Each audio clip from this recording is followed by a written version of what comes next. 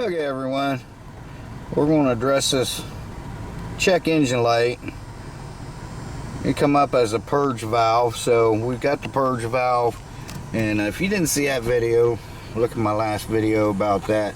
But we're going to go ahead and we're going to shut this off, and I'll show you how to change the purge valve and what tools you'll need. Here's the purge valve. I got this, I think it was like 10 bucks. And then you're going to need 10 millimeter. A wrench is not going to work on here, and I'll show you why here in a few minutes. But so you need a socket and extension, or one of these. It's 10 millimeter. And we're going to pop this cover off. It's real simple to do. It's about a 5-minute job if you're not filming. So let me get my tripod out here and I'll show you how to change that thing. Real easy.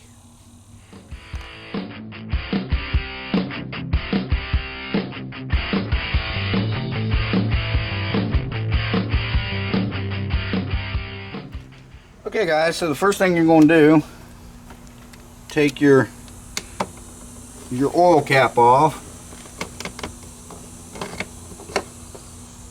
just like that. Set it up here somewhere. This is still hot. I just got back from the doctor's. We're going to take this off. It looks like there's screws here. Don't mess with those. Those are just for looks. Just pull that right up there, and it just sticks into these 3 grommets right here. These 3 rubber pieces. That's all that does.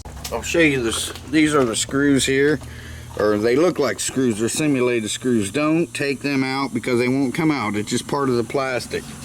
See, there's no screws in this thing. So just pop that off of there, and I'll show you where this purge valve is. It's right here on top. It's real easy to get to. And right there it is. This piece right here. I'm trying to show you without getting in your way, but that's it right there. So first thing you're going to do, there's this little button here. There's one on each side. Just push them in. You can't see the back one, but it's there. With your thumb and forefinger, and pull that off. That's all you got to do.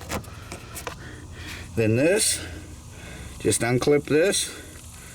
You just push this back with your thumb and unclip it, just like that.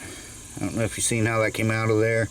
Now this will pull out, just like that. There's only one way that'll go. You can't mix it up. And then right here's your, I can't see what you're seeing because of the sun, but right here, that's your 10 millimeter. You might be able to get a wrench on there and mess around with it, but I'm just going to use this thing here. I'm probably going to need both hands. It's probably best if you use a socket and ratchet, but let me get you up here in the stand. Well, let me get that broke loose, and then I'll kick you back on here in just a second. Okay, so that was, I just grabbed it with both hands. You can use a wrench, it just take a lot longer. Now we're going to loosen this up.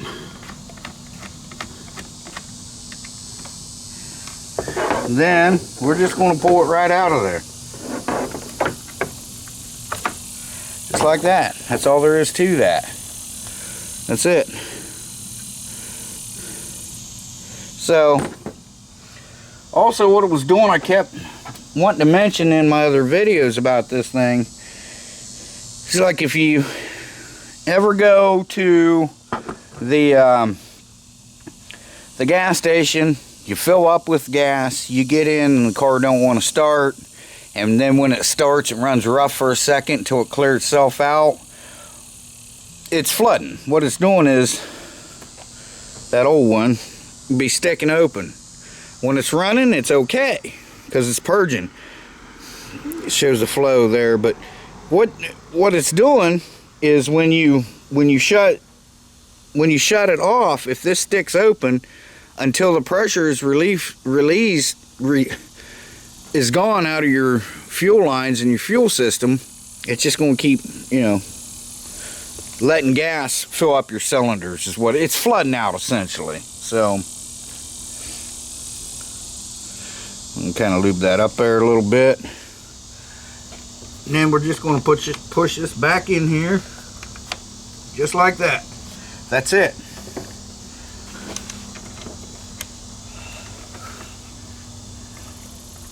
Then line up your bolt. Tighten your bolt up.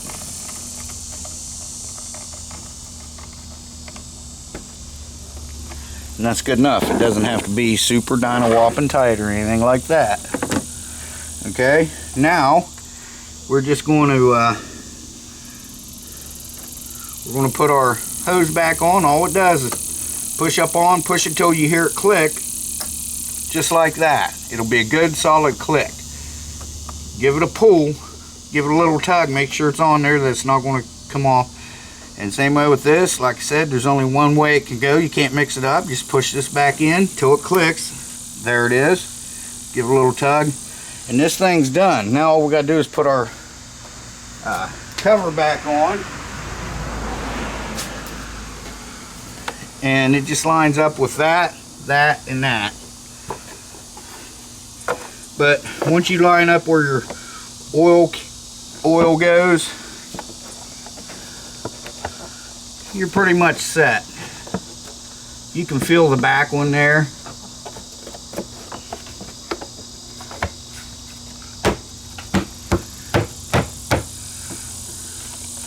Give it a slight tug. It's on there. Now put your cap back on.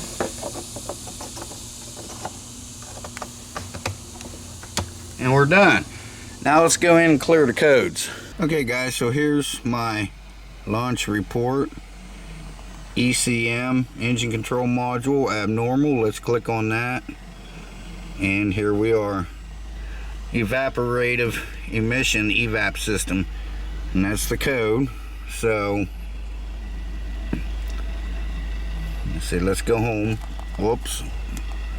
Alright, and we're going to go to, sorry, the mail lady just dropped off some packages. So we're going to, when I put the cover back on, I didn't realize you guys were way zoomed in, but you get the idea. If you can't put that on or take that off, we probably shouldn't be doing other things like this. So let me see, is it toolbox? No. Okay, I'm gonna entering the system. We're going to read this fault code, make sure I'm on the right one.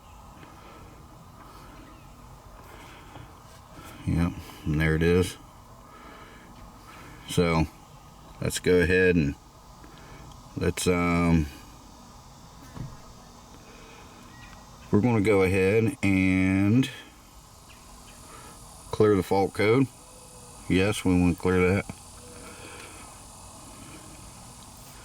Clear fault code completed. So let's check it again. Make sure.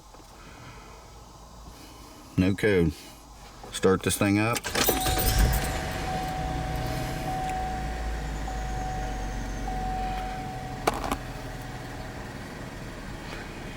And yep, the light is off. Light's gone now, no lights on. We're going to read it again just to make sure. Okay, cool. So we're good to go. Alright guys, that's all there is to that. I'm going to just run some system maintenance. I've got to do oil change on here and stuff soon. I'm going to do the transmission change, the oil change, or the transmission fluid change when I do the oil, because unlike the black one, they didn't keep many records. That black one had records clear up to, you know, pretty much when we got the car, when everything was serviced. This one, I have no idea when or if the transmission's ever been serviced, so I want to do that. I know the oil's ready. It's going to be due, so alright guys, that's it. That's all there is to it. Thanks for watching. I appreciate it. I want to say Shea Bear, the myth, the man, the legend. I'm gone for now. Hope this helps someone. It's very simple. This is, I don't know if I said, but it's a 2015 Chevy Traverse. And I know our 2010 is the same, so I think it might be 09 to 17-ish. So don't quote me on that, but and it's also pretty much the same on the 3.6 V6, 3.6 liter V6s. They use these engines in many other vehicles like the Equinox and, you know, I forget what the other one is. Buick Enclave. So it'd probably be pretty much the same thing. But so, all right, guys. Thanks for watching. I appreciate it. Have a great week, everyone. We'll see you in the next one. Bye-bye. Take care.